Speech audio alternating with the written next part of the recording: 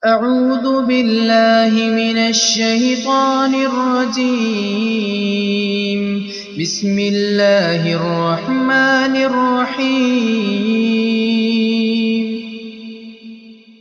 لا أقسم بيوم القيامة ولا أقسم بالنفس اللوامة أيحسب الإنسان أن لن نجمع عظامه بلى قادرين على أن نسوي بنانه بل يريد الإنسان ليفجر أمامه يسأل أيان يوم القيامة فإذا برق البصر وخسف القمر وجمع الشمس والقمر يقول الإنسان يومئذ أين المفر كلا لا وزر إلى ربك يومئذ المستقر ينبأ الإنسان يومئذ بما قدم وأخر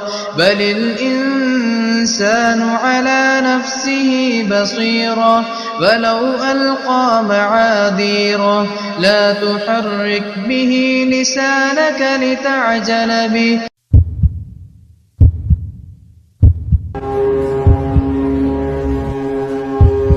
Saat sangkakala pertama ditiupkan, suasana bumi saat itu ditiup. Perhatikan, tiupan pertama anak-anak kecil langsung beruban saking takutnya dengan suara yang begitu dahsyat. Seluruh yang ada di langit saling berbenturan dan bertabrakan, dan bumi nanti akan mengalami hantaman besar dari salah satu bintang ruang angkasa yang pecah, yang menabrak bumi. Pada hari itu seluruh yang hamil langsung saat itu juga melahirkan. Pada saat itu seluruh yang sedang menyusukan langsung membuang susuannya. Dia lari mencoba menyelamatkan diri. Anak kecil, kata Rasulullah, langsung beruban di tempat. Ketakutan yang dahsyat menyebabkan langsung anak-anak satu bumi ini beruban ketika itu. Saking dahsyatnya ya. Assalamualaikum warahmatullahi wabarakatuh. Sahabat Villa dan para pelajar yang insya Allah dirahmati Allah. Pada kesempatan kali ini kita akan membahas mengenai bab 1 kelas 9, yakni hari akhir. Hari akhir merupakan rukun iman yang kelima. Setiap orang mukmin, setiap orang muslim wajib mempercayai dan mengimani hari akhir. Hari akhir merupakan hari penghancuran, hari kiamat, hari yang begitu dahsyat, hari di mana saat bumi dan isinya juga seluruh alam semesta mengalami penghancuran, mengalami begitu banyak tragedi mengerikan. Dahsyatnya kiamat ini sangatlah mengerikan, sangatlah menakutkan. Sebagaimana Allah berfirman dalam Quran surat Al-Jazzalah ayat 1 sampai dengan 2. A'udzu billahi minasyaitonir rajim. Bismillahirrahmanirrahim. Idza zulzilatil ardu zilzalaha wa akhrajatil ardu athqalaha. Apabila bumi digoncangkan dengan goncangan yang sangat dahsyat, dan apabila bumi telah mengeluarkan beban-beban berat yang telah dikandungnya. Shadaqallahul azim. Sahabat fillah yang insyaallah dirahmati oleh Allah, tidak ada yang tahu kapan datangnya hari kiamat, tidak ada yang tahu kapan terjadinya hari kiamat. Tetapi Allah Subhanahu wa taala dan Nabi Muhammad sallallahu alaihi wasallam telah memberi kabar kepada kita akan tanda-tanda datangnya hari kiamat. Tanda-tanda kecil dan tanda-tanda besar. Adapun tanda-tanda kecil hari kiamat adalah sebagai berikut.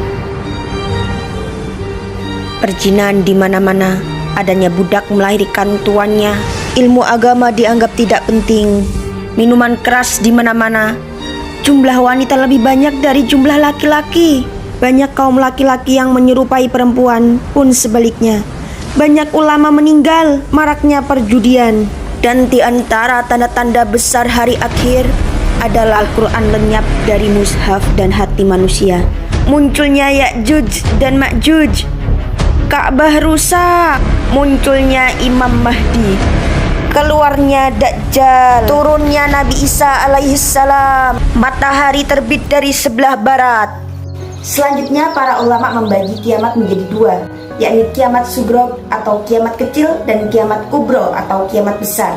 Beberapa contoh kiamat sugro diantaranya bencana gempa, tanah longsor, kebakaran hutan, bencana banjir, gunung meletus, kematian. Dan adapun kiamat kubro adalah hancurnya seluruh alam semesta beserta isinya atas kehendak Allah Subhanahu wa Ta'ala. Sahabat fillah yang insya Allah dirahmati Allah, tidak ada yang tahu kapan terjadinya hari kiamat. Hanya Allah yang tahu kapan terjadinya hari kiamat, kapan datangnya hari kiamat. Tetapi Allah Subhanahu wa Ta'ala telah memberi gambaran kepada kita akan datangnya hari kiamat yang begitu dahsyat dalam Al-Quran. Benda-benda langit hancur, air laut meluap, manusia berlarian seperti laron yang berterbangan, gunung-gunung meletus, terjadi gempa yang sangat dahsyat. Sahabat fillah yang insya Allah dirahmati Allah, setelah kiamat selesai, bukan berarti urusan manusia dan Allah telah selesai. Masih ada tahapan-tahapan peristiwa yang akan dilalui oleh seluruh umat manusia di dunia ini, yang nantinya akan membawa ia dimasukkan ke dalam surga ataupun neraka sesuai amal ibadahnya selama hidup di dunia.